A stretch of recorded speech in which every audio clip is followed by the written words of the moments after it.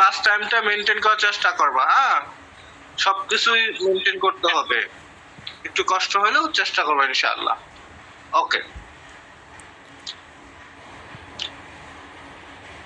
মাশাআল্লাহ রোজার মধ্যে দেখো অনেক স্টুডেন্ট অ্যাড হয়ে গেছে, প্রায় 33 জন স্টুডেন্ট অ্যাড হয়ে গেছে।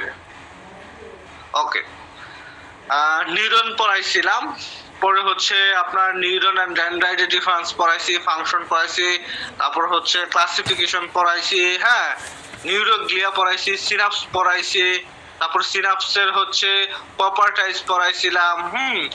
আজকে আমরা নিউরোট্রান্সমিটার এইখান থেকে পড়াবো। নিউরোট্রান্সমিটার সবাই দেখতেছেন? সবাই দেখতেছেন না? জি স্যার। জি স্যার। ওকে, আচ্ছা neurotransmitter, nerve fibre, receptor, reflex, এই চারটা জাস্ট ডেফিনেশন জানতে হবে, বাকি কিছু জানতে হবে না, জাস্ট হালকা পাতলা জানতে হবে, আর কিছুই না। হ্যাঁ, এরপরে পুরো চ্যাপ্টার আবার আমরা শুরু থেকে রিভিউ করব ইনশাআল্লাহ। আচ্ছা, নিউরোট্রান্সমিটার একটা জিনিস বুঝেন যে ট্রান্সফরমার, ট্রান্সমিটার মানে কি বোঝায়? এমন একটা জিনিস যে কি করে, যার মাধ্যমে কোনো কিছু কি ট্রান্সফার হয়, এরকম কিছু বোঝায় না? এখন নিউরো মানে কি নার্ভ রিলেটেড যে ইনফরমেশন গুলো আছে, যে সাবস্টেন্স গুলো আছে, এই জিনিসগুলো কোন না কোন একটা জিনিসের মাধ্যমে কি হবে, ট্রান্সমিশন হবে। এটাই হচ্ছে নিউরোট্রান্সমিটার। মনে করেন যে আমরা বলি ফ্যানের ট্রান্সমিটার, রেগুলেটর, পরে বলি হচ্ছে যে বিদ্যুতের ট্রান্সমিটার, এরকম বলি না? ঠিক এরকম একটা শব্দ হচ্ছে নিউরোট্রান্সমিটার, যার মাধ্যমে নার্ভ রিলেটেড কোনো কিছু কি, নার্ভ রিলেটেড কোনো কিছু কি ট্রান্সফার হবে, নার্ভ রিলেটেড কোনো কিছু কি ট্রান্সফার হবে। এটা তো আমরা বুঝি, শব্দের মাধ্যমে এতটুকু খুব সহজে কিন্তু আমরা বুঝে ফেলি। ওকে, শুনেন, রোজা রমজান মাস, সেই ক্ষেত্রে আমাদের ক্লাস কিন্তু ধরুন হচ্ছে সর্বসাকুল্যে 45 মিনিট বা 50 মিনিট হওয়ার সুযোগ আছে, এর বেশি সুযোগ নাই। সেই ক্ষেত্রে দয়া করে সবাই, আমি 45-এ কল করছি মানে 45-এ অ্যাড হবেন, আমরা ঠিক 45-এ ক্লাস শুরু করে দিব, আমরা বেশি লেট করব না। ওকে, দেখি ডেফিনেশনটা কি বলছে। Neurotransmitter is a chemical substance, অথবা এটা একটা chemical substance that act as a mediator, অথবা যেটা একটা মাধ্যম হিসাবে কাজ করে for transmission of nerve impulse, অথবা nerve impulse এর ট্রান্সমিটার হিসাবে, nerve impulse এর ট্রান্সমিটার হিসাবে কাজ করে থাকে। এই জিনিসটাই হচ্ছে নিউরোট্রান্সমিটার। নিউরোট্রান্সমিটার হচ্ছে একটা কেমিক্যাল সাবস্টেন্স যে হচ্ছে মিডিয়েটর, একটা মাধ্যম হিসেবে কাজ করে, কি কি কোন জিনিসটাকে সে ট্রান্সমিশন করে, নার্ভ ইম্পালসকে সে ট্রান্সমিশন করে একটা সিনাপস থেকে আরেকটা সিনাপস। আমরা তো সিনাপস জানি, সিনাপস হচ্ছে কি একটা নার্ভের শুরু, একটা নার্ভ ফাইবারের শুরু আর একটা নার্ভ ফাইবারের কি শেষ, মানে একটা নার্ভ ফাইবার শেষ হয়েছে, ওইখান থেকে আরেকটা নার্ভ ফাইবার কি শুরু হয়েছে। এই যে জাংশন পয়েন্টটা, ওই জাংশন পয়েন্টটা কি সিনাপস, তাই না? এই সিনাপসের মাধ্যমে একটা নিউরন থেকে আরেকটা নিউরনে, হ্যাঁ এই যে মানে হচ্ছে নার্ভ ইম্পালস করা, ট্রান্সফার করার যে কাজটা করে থাকে, সেই সেই জিনিসটার নাম কি নিউরোট্রান্সমিটার। তার নিউরোট্রান্সমিটার একটা কেমিক্যাল সাবস্টেন্স ও একটা মিডিয়েটর, সে কি করে নার্ভ ইম্পালস করে একটা সিনাপস থেকে আরেকটা সিনাপসে। কথা ক্লিয়ার, বুঝতে পারছেন? জি স্যার। এখন এইখানে গুরুত্বপূর্ণ কিছু নিউরোট্রান্সমিটার আছে। এখন পরীক্ষার ক্ষেত্রে যদি বলি, এগুলো পরীক্ষায় আসে না, ধরতে গেলে এগুলো কিছু কঠিন, এগুলো সহজে আপনাদেরকে আসবে না, এগুলো যারা একটু হায়ার লেভেলে পড়াশোনা করে তাদের জন্য, ধরেন যারা এমবিবিএস পড়ে, যা বিএসসি ফিজিওথেরাপি পড়ে, এদের জন্য লাগে, কিন্তু আপনাদের জন্য এগুলো খুব বেশি দেয় না, অথবা বিএসসি নার্সিং পড়ে। তারপরেও আমরা কি জানার জন্য, ভালো জানার জন্য, এজ এ ভালো স্টুডেন্ট হিসাবে প্রুভ করার জন্য আমরা জেনে থাকবো, ঠিক আছে? এই জন্য 3-4টা নিউরোট্রান্সমিটারের নাম আমরা মনে রাখবো, যেরকম হচ্ছে ডোপামিন, সিরোটোনিন, হ্যাঁ নরড্রেনালিন, হিস্টামিন, হ্যাঁ এরকম নিউরোট্রান্সমিটারের নাম কি আমরা মনে করবো ইনশাআল্লাহ, ঠিক আছে? কথা ক্লিয়ার? জি স্যার। জি স্যার। আচ্ছা, তারপর এরপর হচ্ছে আপনার নার্ভ ফাইবার। নার্ভ ফাইবার কি? axon enclosed with sheath and glial cell are called nerve fibre. অতএব একজনকে যে আবৃত করে রাখে যেই জিনিসটা ওইটাই হচ্ছে নার্ভ ফাইবার। একজনকে যেই জিনিসটা আবৃত করে রাখে ওই যে কিছু শীট আছে আর গ্লিয়াল সেল আছে, অর্থাৎ উপরে একটা পাতলা আবরণ আছে, ওই জিনিসটাকে নার্ভ ফাইবার বলা হয়। আর অনেকগুলো নার্ভ ফাইবার মিললা নার্ভ বান্ডেল বা হচ্ছে আপনার এই হচ্ছে নার্ভ গঠন করে থাকে। অনেকগুলো নার্ভ ফাইবার কি মিললা নার্ভটা গঠন থাকে। দেখেন each nerve is form by many bundle of nerve fiber, মানে আপনার হচ্ছে অনেকগুলো নার্ভ ফাইবার মিললা কি নার্ভ গঠন করে থাকে। ঠিক আছে, তাহলে নার্ভ ফাইবার থেকে কি গঠন হয়? নার্ভ গঠন হয়। নার্ভ ফাইবার থেকে কি গঠন হয়? নার্ভ গঠন হয়। নার্ভ ফাইবার জিনিসটা কি? নার্ভ ফাইবার জিনিসটা হচ্ছে যে এমন একটা জিনিস যা একজনকে এনক্লোজ বা আবৃত করে রাখে। ঠিক আছে, কথা বুঝতে পারছেন? কথা জি, ক্লিয়ার? স্যার। ওকে, এখন হচ্ছে কনট্রিবিউশন অফ নার্ভ ফাইবার, এগুলো কিছুই লাগবে না। আমরা চলে যাব রিসিপ্টর। এন্ড রিসিপ্টর বা রিসিভার মানে কি? গ্রহণকারী। রিসিপ্টর বা রিসিভার মানে কি? গ্রহণকারী। মনে করেন যে একজন আসতেছে, এখন আমি তাকে যাই রিসিভ করে নিয়ে আসলাম, তাহলে কি আমি রিসিপ্টর বা রিসিভার, তাই না? এরকম হচ্ছে রিসিপ্টর, এরকম একটা জিনিস। দেখেন, রিসিপ্টর আর এ স্পেশালাইজড টিস্যু, একটা special tissue which can be stimulated by any change in external or internal environment, অথবা এক্সটার্নাল অথবা ইন্টারনাল, ভিতরে বা বাহিরের যে কোনো পরিবেশের কারণে আপনার হচ্ছে মানে স্টিমুলেট হয়ে যে পরিবর্তনটা ঘটায় সে হচ্ছে রিসিপ্টর। জাস্ট ডেফিনেশনটা জানবেন। Receptor as a specialized tissue which can be stimulated by any change in external or internal environment। কথা ক্লিয়ার? বুঝতে পারছেন? জি স্যার। বুঝতে পারছেন? স্যার আবার একটু জি, স্যার। বলেন।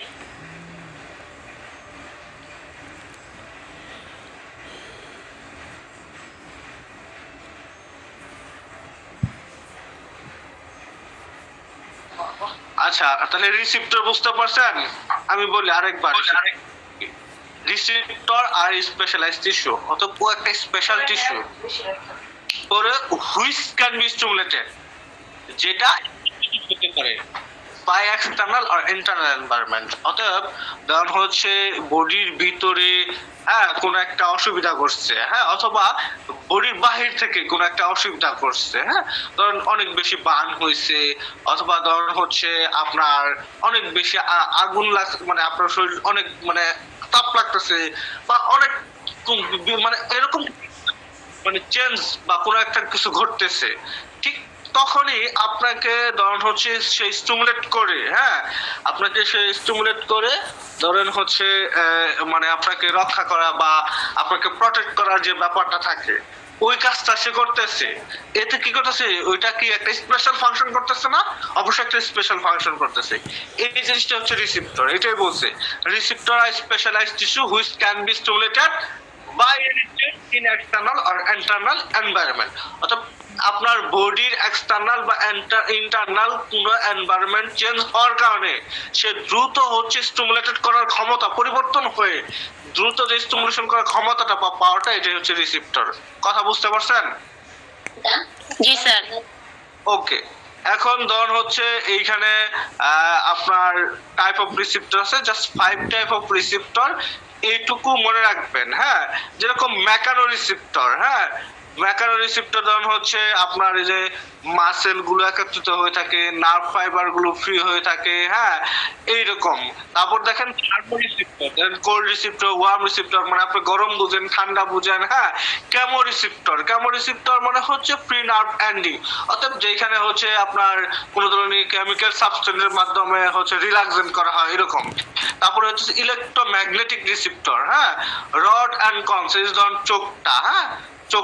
চোখের যে আপনার পার্ট আছে, এগুলো হচ্ছে সে মনে করেন যে চোখের ভিতরে কোনো কিছু ঢোকা শুরু করে, সাথে সাথে কি বন্ধ হয়ে গেল। বুঝতে পারছেন? রিসিপ্টর, জাস্ট রিসিপ্টর ডেফিনিশনটা জানবেন। আর 5 টাইপের রিসিপ্টর আছে, জাস্ট 5 টাইপের রিসিপ্টর নামগুলো জানবেন। Mechano receptor, thermo receptor, chemo receptor, electromagnetic receptor and হচ্ছে কেমো রিসিপ্টর। জাস্ট এই পর্যন্ত জানলেই হবে, বাকি জানতে হবে না, মানে খুব বেশি না, জাস্ট একটু ডেফিনেশনটা জানলেই হবে। ওকে, এরপর হচ্ছে রিফ্লেক্স। রিফ্লেক্স মানে কি বুঝেন বলেন তো? রিফ্লেক্স মানে কি বুঝেন? প্রতিচ্ছবি। প্রতিচ্ছবি বুঝেন, হ্যাঁ। ধরেন আপনার এই চোখের মধ্যে একটা কেউ হচ্ছে একটা হচ্ছে ধরেন মানে কণা, হ্যাঁ হ্যাঁ, আপনার হচ্ছে ই করলো, ডিল মারলো, সাথে সাথে চোখটা বন্ধ করে ফেললেন, ইস ওয়ান কাইন্ড অফ রিসেপ্টর। অথবা ধরুন হচ্ছে এই যে আপনার এই হচ্ছে নি যা আছে, হাঁটু যা আছে, হ্যাঁ, হাঁটুটা বাস করে এইখানে হচ্ছে একটা হ্যামার দেয়া হচ্ছে, আপনার মেডিকেল হ্যামার আছে, হ্যামার দেয়া হচ্ছে একটা মনে করেন যে বাড়ি দিল, তখন সাথে সাথে দেখবেন আপনার হাতটা কেঁপে উঠছে। এটা কি? এটা হচ্ছে ওয়ান কাইন্ড অফ রিফ্লেক্স। এটা কি? One kind of reflex. সাধারণত হচ্ছে পেশেন্টের সেন্সরি স্টিমুলেশন, হ্যাঁ, এইটা দেখার জন্য, এইটা বোঝার জন্য যে এই রিফ্লেক্স টেস্টটা করা হয়, হ্যাঁ। কারণ হচ্ছে কোন একটা পেশেন্ট আসছে, সে তার হচ্ছে নার্ভ রুট কম্প্রেশন আছে, হ্যাঁ, নার্ভের উপর চাপ আছে, অথবা প্যারালাইসিস আছে, অথবা পেরিস্টেশিয়া বা অবশ আছে, হ্যাঁ, অথবা ধরুন হচ্ছে কোন পেশেন্টের পিএলআইডি হয়েছে, মানে কোমরের ভিতরে হাড় ক্ষয় হয়ে গেছে, হাড় ক্ষয় হয়ে নার্ভের উপর চাপ পড়ছে, নার্ভের উপর চাপ পড়ার কারণে এখন হচ্ছে কোমর থেকে একদম হচ্ছে পায়ের পাতা পর্যন্ত তার অনেক বেশি ব্যথা ঘটে।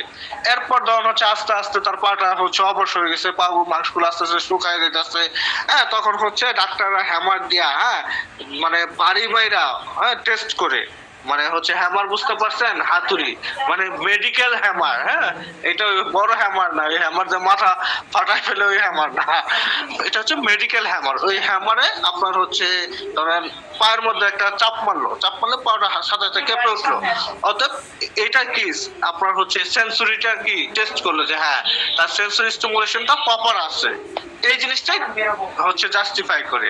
তাহলে আমরা বুঝতে পারলাম যে ডেফিনেশনটা তাহলে আমরা দেখি একবার। Involuntary motor response due to any sensory stimulation is called reflex. Involuntary motor reflex, আমরা মোটর রিফ্লেক্স বলতে কি বুঝাইছি? মোটর বলতে আমরা কি বুঝি মনে আছে কারো? মোটর বলতে কি বুঝি কারো মনে নাই? জি স্যার। জি স্যার মনে আছে। কি বলেন তো? স্যার যে মশা কিস করলে সাথে সাথে রেসপন্স করা হচ্ছে মোটরের কাজ। মাইরা মাথাটা ফাটায় ফেলবো, দুষ্ট কথাটা মাথায় মনে থাকে কিন্তু প্রপার কথাটা মনে নাই। আমি বলি, মনে করেন যে আপনার সাথে সাথে রেসপন্স করলেন, রেসপন্স বলতে কি, ধরেন যে মশায় কিস করলো, আপনি বুঝতে পারলেন এটা কি সেন্সরি, এবং সাথে সাথেই মশাটারে কি করলেন, ইন্নালিল্লাহ করে দিলেন, ওর জীবনটা ক্ষয় করে দিলেন। মানে এই যে যে আপনি হাত দিয়ে মারলেন, এই যে কি করলেন, মাংসপেশি মুভমেন্ট করলেন, মাসেলে মুভমেন্ট করলেন, এটা মোটর রিফ্লেক্স। এটা কি? এটা হচ্ছে মোটর রেসপন্স। এটা কি? Motor response. কথাটা বুঝতে পারছেন? মানে সেন্সরি স্টিমুলেশনের জন্য মোটর রেসপন্স, ইনভলেন্টারি মোটর রেসপন্সটাকে রিফ্লেক্স বলে। ইনভলেন্টারি বলতে কি বোঝায় বলেন তো? আমরা পড়ে আসছি ভলেন্টারি, ইনভলেন্টারি পড়ে আসছি। ইনভলেন্টারি বলতে কি বোঝায়? যেটা আপনি কি স্বেচ্ছায় করতে পারবেন না, অস্বেচ্ছায় হবে, অর্থাৎ যেখানে আপনার কোনো ফাংশন নাই সে তার মতো কাজ করবে। ওই যে আপনার হচ্ছে ধরেন হ্যামার দিয়া যখন হচ্ছে আপনার হাঁটুতে একটা বাড়ি মারলো, তখন কি করলো, আপনার হাঁটুটা অটো কেঁপে গেল, আপনি চাইলেও হাঁটুটাকে কি স্থির রাখতে পারবেন না, হ্যামার দিয়া বাড়ি মারার সাথে সাথেই আপনার হচ্ছে চাইলে হাঁটুটাকে স্থির রাখতে পারবেন না, অটো কেঁপে গেল। এই যে মনে করেন যে আপনার হাঁটুটা অটো কাঁপলো, মানে কি এখানে মোটর রেসপন্স হইলো না, মানে কাঁপলো মানে কি মাংসপেশির কাজ হইলো, মানে কি মোটর রেসপন্স হইলো না, মোটর রেসপন্স হইলো। এটা কি হইলো? ইনভলেন্টারি মোটর রেসপন্স হইলো। ইনভলেন্টারি কেমন?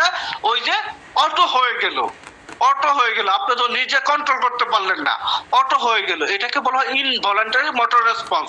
মনে করেন যে আপনি চোখ বন্ধ করতেছেন ডানটা, এখন বামটা বন্ধ হয়ে যেতেছে, সিনকাইসিস হয়েছে সাপোজ। এক মেডিকেল একটা ট্রাম আছে যার নাম হচ্ছে সিনকাইসিস, মেডিকেল একটা ট্রাম আছে যার নাম হচ্ছে সিনকাইসিস। সিনকাইসিস বলতে কি বোঝায়?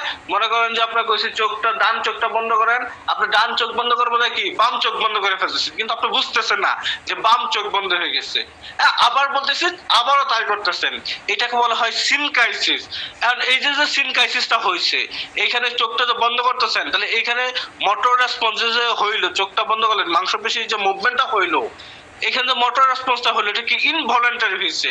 মনে করেন যে আপনার হাতটারে হইতেছে অটো, হাত উপর দিকে উঠে যাইতেছে, অটো উপর দিকে উঠে যাইতেছে, অটো উপর দিকে। আপনি চাইলেও কি মানে যখন খিচুড়ি হয় তখন এরকম কাঁপতে থাকে। তো এই যে যে কাঁপতেছে শরীরটা, ধর আপনি চেষ্টা করতেছেন শরীরটা যেন না কাঁপে, স্থির রাখার জন্য, বাট পারতেছেন না। এটা কি? এটা ইনভলেন্টারি মোটর রেসপন্স হইতেছে। অত বডির মুভমেন্ট যেটা আপনি কন্ট্রোল করার চাইতেছেন কিন্তু কন্ট্রোল করতে পারতেছেন না, অটো হয়ে যাইতেছে, এটাকে বলা হয় ইনভলেন্টারি মোটর রেসপন্স। এই সেন্সরি স্টিমুলেশনের জন্য ইনভলেন্টারি মোটর রেসপন্সকে রিফ্লেক্স বলে। কথাটা কি বুঝতে পারছেন? জি স্যার। জি স্যার, বুঝতে পারছি। আলহামদুলিল্লাহ, আমার স্টুডেন্টরা রিফ্লেক্স বোঝে, আমার স্টুডেন্টরা রিসিপ্টর বোঝে, আমার স্টুডেন্টরা নার্ভ ফাইবার বোঝে, আলহামদুলিল্লাহ। যাক, তাইলে এই ইনভলেন্টারি মোটর রেসপন্সের জাস্ট ডেফিনেশনটা মনে রাখবো। Example knee jerk, ankle jerk, stress reflex, just দু একটা এক্সাম্পল মনে রাখবো, আর কিছুই প্রয়োজন নাই। কথা ক্লিয়ার? জি স্যার। তাইলে জি স্যার। এর মাধ্যমে আমাদের আলহামদুলিল্লাহ টিস্যু চ্যাপ্টার শেষ হয়েছে। তাহলে এখন পর্যন্ত আমরা প্রায় টিস্যু চ্যাপ্টার শেষ করছি, সেল চ্যাপ্টার শেষ করছি, তারপরে হচ্ছে স্কেলেটাল সিস্টেম রবিন শেষ করছে। এরপর আমরা আর কি পড়ছি? ব্লাড অফ ফ্লুইডের 2-3টা ক্লাস হয়েছে। আচ্ছা, ব্লাড এন্ড ফ্লুইডের 2-3টা ক্লাসকে আমি নিয়েছিলাম? আমি নেই নাই। ভাই নিছিল। আর এমনি তো হচ্ছে বেসিক শেষ করছি। তাহলে আলহামদুলিল্লাহ আমরা তো 2 মাসে প্রায় অনেক কিছু শেষ করে ফেলছি, তাই না? আলহামদুলিল্লাহ। তাহলে আমরা হচ্ছে এই চ্যাপ্টারটা, পুরো চ্যাপ্টারটা আবার রিভিউ দিব ইনশাআল্লাহ। এর আগে দেখি কারো কিছু মনে আছে কিনা। কেউ বলতে পারবেন যে গ্ল্যান্ড কি? What is gland? মাইরা মাথা ফাটামো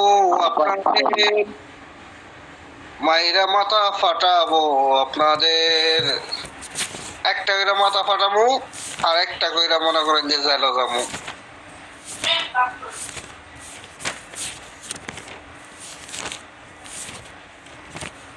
আপনারা এই যে কয়দিন বিশ্বাস করেন, আমি একটা এটা জরিপ নেই, এই যে কয়দিন যে ক্লাস বন্ধ আছে, এমনও এখানে আল্লাহর বান্দা আছে যে বইটার খুলছেও না। এরকম কে কে আছেন? তারা পুরস্কার দেওয়া হবে, হাত তোলেন। হ্যাঁ স্যার, আপনার ক্লাস করানো বাদ দেওয়ার পর থেকে আর বই খুলছি না।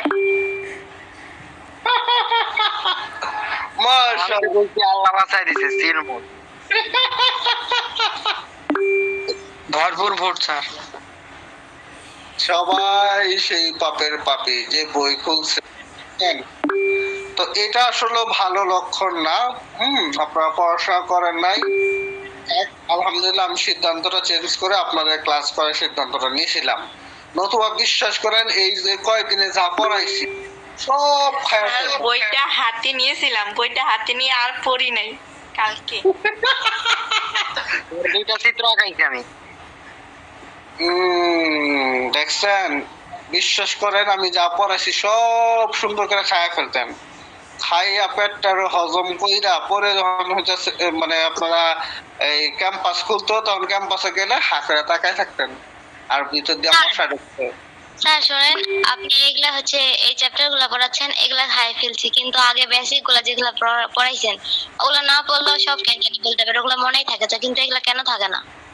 ওগুলা মনে থাকবে, ওগুলা তো ক খ সরু সরাইয়া, আর এগুলো হচ্ছে মনে করেন যে এই কিনা ভাগ ভালো, এগুলা মনে থাকবে কম। এটা স্বাভাবিক। এটা স্বাভাবিক, তবে বেসিক গুলো মনে রাখতে পারলে আলহামদুলিল্লাহ ভালো, তাহলে আপনার এই পড়াগুলো সহজ হবে। আর যদি বেসিকও ভুললা যাইতেন তাহলে এগুলা পড়তে অনেক কষ্ট হইতো। যাক আলহামদুলিল্লাহ, তারপর আপনাদের বেসিক মনে আছে, সেটা অনেক কিছু। তবে আপনাদের মিনিমাম হলেও আমি বলছি, ঝড় তুফান যাই কিছু হোক, কিন্তু আপনাদের 2 ঘন্টা করে পড়াশোনা করতে হবে প্রতিদিন। প্রতিদিন 2 ঘন্টা করে পড়াশোনা করতে হবে, জ্বর তুফান যাই হোক, কিন্তু আপনারা এটা মানেন নাই। তো আগামীকাল থেকে ইনশাল্লাহ আপনারা প্রতিদিন 2 ঘন্টা করে পড়াশোনা করবেন, ঠিক আছে? মনে থাকবো না? জি স্যার, ইনশাল্লাহ। ওকে, আমরা রিভাইজ চলে যাইতেছি। আমরা যে চ্যাপ্টার পড়তেছি সে চ্যাপ্টার নাম হচ্ছে টিস্যু।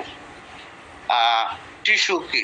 টিস্যু হচ্ছে আপনার হচ্ছে কয়েকটা সেল একসাথে মিললা বডির ভিতরে আপনার হচ্ছে মানে স্পেশাল ফাংশন করার জন্য অর্গান সৃষ্টি করব। হ্যাঁ, এইটাই হচ্ছে tissue, group of specialised cell that are similar in structure and perform a common or relative function are called tissue. Classification of tissue, এটা কিন্তু এত বিস্তারিত বলবো না কারণ রিভাইজ। টিস্যু হচ্ছে 4 ধরনের, একটা এপিথেলিয়াল টিস্যু, আরেকটা হচ্ছে কানেকটিভ টিস্যু, আরেকটা হচ্ছে মাসকুলার টিস্যু, আরেকটা হচ্ছে নার্ভাস টিস্যু। আচ্ছা, এরপরে আপনার হচ্ছে এপিথেলিয়াল টিস্যু বলতে আমরা কি বুঝি? এপিথেলিয়াল টিস্যু বলতে আমরা বুঝি আবরণী বা কভারিং টিস্যু। আবরণী বা কভারিং টিস্যু, অতএব আমরা চিন্তা করব আমাদের হিউম্যান বডি যত স্ট্রাকচার আছে, যত অর্গান আছে, হ্যাঁ, বা বডি আছে, এইটার মধ্যে যেই জিনিসগুলা আবরণ হিসাবে, কভারিং হিসাবে, প্রোটেক্টর হিসাবে কাজ করে থাকে, ওইটাই এই হচ্ছে এপিথেলিয়াল টিস্যু দ্বারা তৈরি। ওই জিনিসটা এপিথেলিয়াল টিস্যু দ্বারা তৈরি, বুঝতে পারছেন? তাইলে আমরা এপিথেলিয়াল টিস্যু বলতে আবরণী টিস্যুকে বুঝলাম, এপিথেলিয়াল টিস্যু বলতে কি আবরণী টিস্যুকে চিন্তা করব। তারপরে আমরা যদি চিন্তা করি কানেকটিভ টিস্যু, আমাদের হিউম্যান বডির সব থেকে রাজা tissue, abundant tissue, most widest tissue. অতএব আমাদের হিউম্যান বডিতে যে রাজত্ব করে, যদি মনে করেন যে আপনার বডিতে একটা গোতা লাগে, রক্ত বাইরে পড়বো, এই রক্তটাও কানেকটিভ টিস্যু দ্বারা তৈরি। তারপরে চিন্তা করলেন যে আপনার হিউম্যান বডির হাড়, এগুলোও কানেকটিভ টিস্যু দ্বারা তৈরি। কার্টিলেজ, এগুলোও কানেকটিভ টিস্যু দ্বারা তৈরি। হ্যাঁ, মানে মোটামুটি সবই আপনার হচ্ছে এই আমাদের হিউম্যান বডির মেন জিনিসগুলো কি কানেকটিভ টিস্যু দ্বারা তৈরি। এই জন্য এটাকে আমি একটা নাম দিছি, সেটা হচ্ছে কি রাজা টিস্যু বা হচ্ছে মানে জমিদারি টিস্যু, যে সব থেকে বেশি আছে, most abundant and widest tissue in our body. কারণ ওই যে বোন, ব্লাড, কার্টিলেজ, লিগামেন্ট, টেন্ডন, এগুলো কি এই কানেকটিভ টিস্যু দ্বারা তৈরি হয়েছে। এরপরে হচ্ছে আপনার আছে মাসকুলার টিস্যু, এরপরে আছে কি মাসকুলার টিস্যু।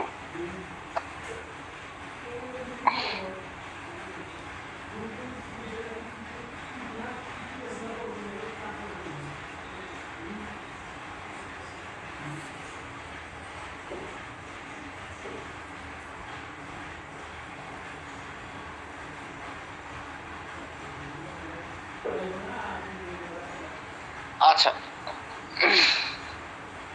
তাহলে আমরা পড়তেছিলাম হচ্ছে কানেকটিভ টিস্যুর কথা, তাই না? এরপরে আমাদের আছে কি মাসকুলার টিস্যু। আমাদের হিউম্যান বডির যত মাংসপেশি আছে, মনে করেন যে মুখের মাংসপেশি, হাতের মাংসপেশি, কোমরের মাংসপেশি, হ্যাঁ, পায়ের মাংসপেশি, যত মাংসপেশি আছে, এই মাংসপেশিগুলো এই মাসকুলার টিস্যু দ্বারা তৈরি হয়েছে। এরপরে আছে নার্ভ টিস্যু। আমাদের হিউম্যান বডিতে নার্ভ রিলেটেড যা কিছু আছে সবকিছুই নার্ভ টিস্যু দ্বারা তৈরি হয়েছে।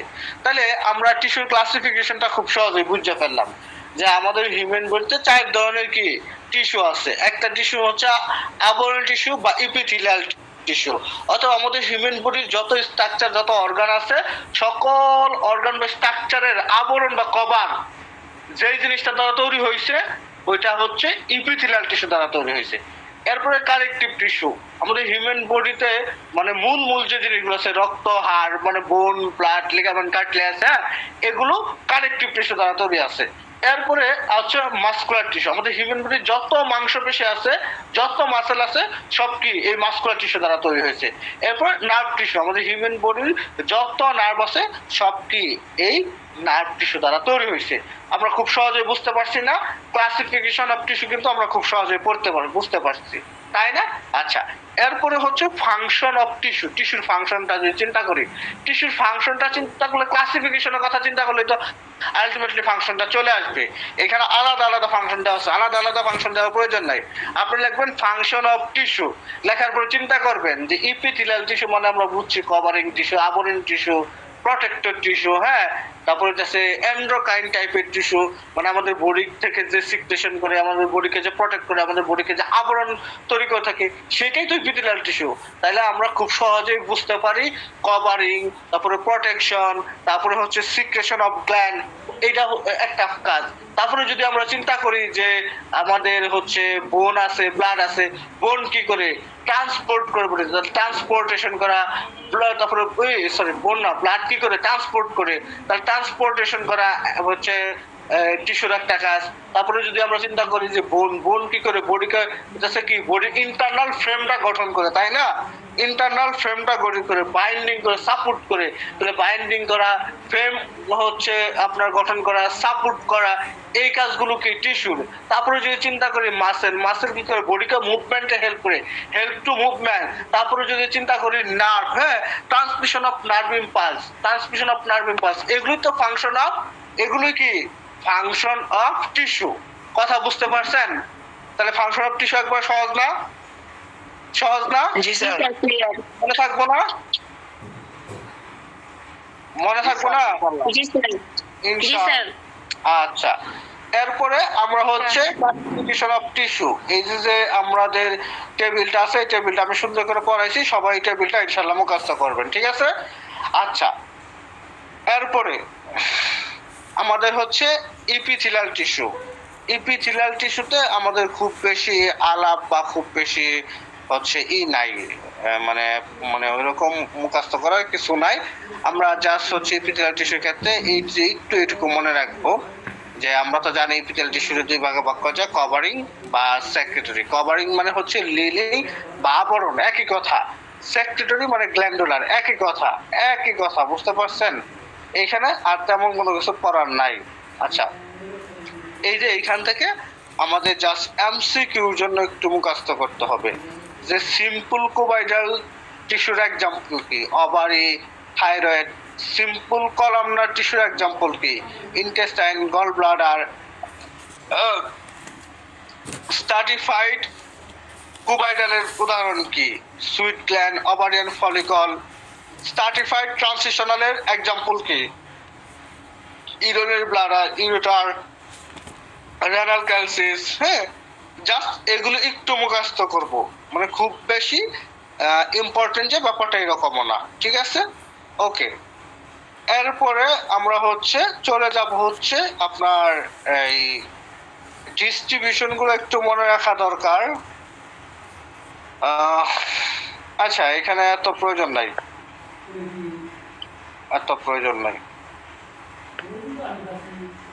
আমরা চলে যাব একদম গ্ল্যান্ডের ডেফিনেশন। গ্ল্যান্ড কি বলছিলাম, কারো মনে আছে? কারো তো মনে নাই। মানে গ্ল্যান্ড হচ্ছে এমন একটা জিনিস যে এখান থেকে আপনার হচ্ছে কোনো কিছু বের হয়ে নির্দিষ্ট তার টার্গেট সেলে কাজ করবে। যেরকম হচ্ছে মনে করেন যে স্যালাইভারি গ্ল্যান্ড, আমাদের যে স্যালাইভা নামে আপনার হচ্ছে যে গ্ল্যান্ডটা আছে, সেইখান থেকে আপনার হচ্ছে স্যালাইভা সিক্রেশন হবে। স্যালাইভা সিক্রেশন হয়ে আমাদের জিহ্বাটাকে পিচ্ছিল রাখা, হ্যাঁ, এবং হচ্ছে জিহ্বার সুন্দর করে মুভমেন্ট করা, এই কাজটা করে থাকে। তারপরে মনে করেন যে থাইরয়েড থেকে থাইরয়েড সিক্রেশন হবে, সে কাজ করে থাকে। অর্থাৎ গ্ল্যান্ড হচ্ছে এমন একটা সাবস্টেন্স যেখান থেকে কোনো কিছু বের হয়ে নির্দিষ্ট তার যেখানে আল্লাহ তাআলা মানে যেভাবে সেট আপ দিয়েছে সেখানে সে কাজ করবে। এটাই হচ্ছে গ্ল্যান্ড। কথাটা কি বুঝতে পারছেন? এরপর দেখি ডেফিনেশন কি বলছে। Gland is the specialised organ composed of epithelial cell. অর্থাৎ গ্ল্যান্ড হচ্ছে একটা স্পেশালাইজড অর্গান যেটা ইপিথেলিয়াল সেল দ্বারা কি গঠিত। that produce and secrete special substance are called gland. অর্থাৎ যেটা স্পেশাল সাবস্ট্যান্স উৎপন্ন করে তৈরি করে সেটাকে গ্ল্যান্ড বলা হয়। অবশ্যই অবশ্যই অ্যাট এনি কস্ট এই গ্ল্যান্ডের ডেফিনেশন আপনাকে মুখস্থ রাখতেই হবে। গ্ল্যান্ড একটা স্পেশালাইজ জিনিস যেটা হচ্ছে এপিথেলিয়াল সেল দ্বারা তৈরি। গ্ল্যান্ডের কাজ হচ্ছে কি আপনার হচ্ছে স্পেশাল সাবস্ট্যান্স প্রডিউস করা এবং সিক্রেট করা। কথা ক্লিয়ার? বুঝতে পারছেন? জি স্যার আচ্ছা, এরপরে হচ্ছে ক্লাসিফিকেশন অফ গ্ল্যান্ড আছে। গ্ল্যান্ডের ক্লাসিফিকেশনটা দেখেন according to how gland secret there product, অর্থাৎ গ্ল্যান্ড কিভাবে সিক্রেট হয় সেটার উপর ভিত্তি করে গ্ল্যান্ড তিন ধরনের, একটা এক্সোকাইন গ্ল্যান্ড, একটা এন্ডোকাইন গ্ল্যান্ড, একটা মিক্সড গ্ল্যান্ড। এক্সোকাইন গ্ল্যান্ডগুলো কোনগুলো? যেই গ্ল্যান্ডগুলো সিক্রেট হবে ডাক্টের মাধ্যমে, এগুলোকে ডাক্টফুল গ্ল্যান্ড বলা হয়। এক্সোকাইন গ্ল্যান্ডকে ডাক্টফুল গ্ল্যান্ড। ডাক্ট মানে কি? নালিকা। মনে করেন যে আপনার হচ্ছে এই চোখ, চোখ থেকে যে চোখ যে আছে এইখান থেকে টিয়ার পানি বের হবে, আপনি কাঁদতেছেন, এই যে ধরুন হচ্ছে যে আপনার আই গ্ল্যান্ডটা আছে, হ্যাঁ, এই গ্ল্যান্ড থেকে আপনার হচ্ছে চোখের পানিটা যে বের হবে, হ্যাঁ, ওই পানিটা নির্দিষ্ট একটা নালিকার মাধ্যমে বের হবে, বের হইয়া পরে হচ্ছে আপনার আসবে।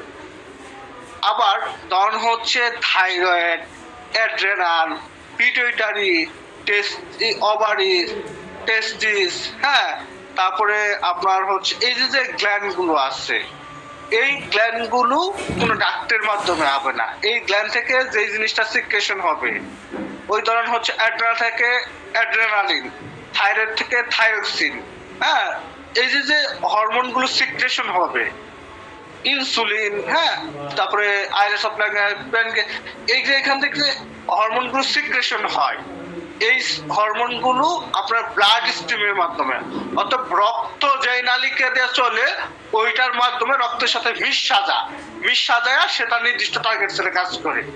বাট এই এক্সোকাইন গ্ল্যান্ডগুলো ওইরকম রক্তের সাথে মিশে না, আর নির্দিষ্ট একটা নালী আছে, ওই নালীর মাধ্যমে সে হচ্ছে বের হইয়া তার কাজগুলো করে থাকে। এই জন্য এটাকে এক্সোকাইন বলা হয়। এক্সোকাইন গ্ল্যান্ডকে কি বলা হয়? ডাক্টফুল গ্ল্যান্ড, যে ডাক্টের মাধ্যমে কাজ করে থাকে। আর এন্ডোকাইনকে বলা হয় ডাক্টলেস গ্ল্যান্ড, যে ডাক্টের মাধ্যমে না, যে ব্লাড স্ট্রিম দিয়ে কাজ করে তাকে এন্ডোকাইন গ্ল্যান্ড বলা হয়। আবার কিছু গ্ল্যান্ড আছে যেটা হচ্ছে এক্সোকাইন্ড আছে, এন্ডোকাইন্ড আছে। যেরকম মনে করেন যে প্যানক্রিয়াসের একটা অংশ এক্সোকাইন গ্ল্যান্ড হিসাবে কাজ করে, আরেকটা অংশ এন্ডোকাইন গ্ল্যান্ড হিসাবে কাজ করে। বুঝতে পারছেন? এই জন্য ওটাকে বলা হয় মিক্সড গ্ল্যান্ড। তাহলে according to how gland secret there product, there are three type of gland. Exocrine gland is called ductful gland, endocrine gland is called ductless gland, mixed gland, partly exocrine and endocrine. Exocrine gland example salivary gland, endocrine gland example thyroid gland, mixed gland example pancreas. কথা বুঝতে পারছেন? কথা clear? জি sir আচ্ছা, just এই how to secret এইটার ক্লাসিফিকেশনটা মনে রাখলে হবে, বাকিগুলো মনে রাখার প্রয়োজন নাই।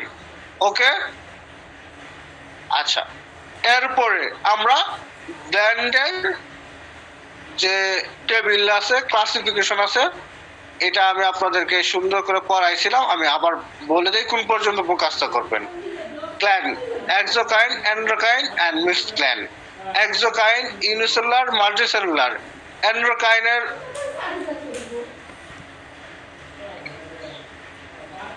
না, এটা হুদায় আজাইরা পেছালা তো মুখস্থ করো। আজাইরা পেছালা জাস্ট ওই পর্যন্ত স্যার এটা পড়ানো হয়েছিল না। হ্যাঁ, ওই আজাইরা মুখস্থ করলেই হবে, ঠিক আছে?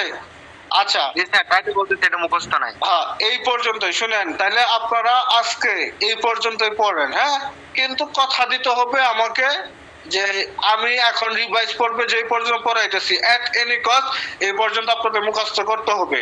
কারণ এখন যদি মুখস্থ না করেন, আমরা স্লোলি মনে করেন যে এই একটা চ্যাপ্টারই আবার 10টা ক্লাস নেই, তাহলে কিন্তু হবে না। এই একটা চ্যাপ্টার আমরা কিন্তু আগামী 3 ক্লাসে শেষ করে দিব ইনশাল্লাহ। তো সেই ক্ষেত্রে আপনাদের অবশ্যই আমরা যে পড়াবো ওই গতিতে মুখস্থ করতে হবে ইনশাল্লাহ। ঠিক আছে? রোজা রমজান মাস আমরা অন্তত 1.5 ঘন্টা পড়াশোনা করব। মিনিমাম 2 ঘন্টা বাদ দিলাম, 1 থেকে 1.5 ঘন্টা পড়াশোনা করব, নামাজ কালাম পড়ব, কোনো শয়তানি, কোনো খারাপ কাজ, কোনো হচ্ছে গীবত, এগুলাতে আমরা যাব না ইনশাআল্লাহ। মনে থাকবো ইনশাআল্লাহ স্যার। আচ্ছা, তাহলে স্যার ইনশাআল্লাহ। তাহলে সবার আজকে ছুটি। আর অবশ্যই সবার কাছে হার্ড রিকোয়েস্ট থাকবে, যারা আমাদের মাসিক সিস্টেম অবশ্যই খুব দ্রুত 2-1 দিনের মধ্যেই পেমেন্ট করে দেওয়ার চেষ্টা করবেন ইনশাআল্লাহ। ঠিক আছে? আল্লাহ হাফেজ, আসসালামু আলাইকুম।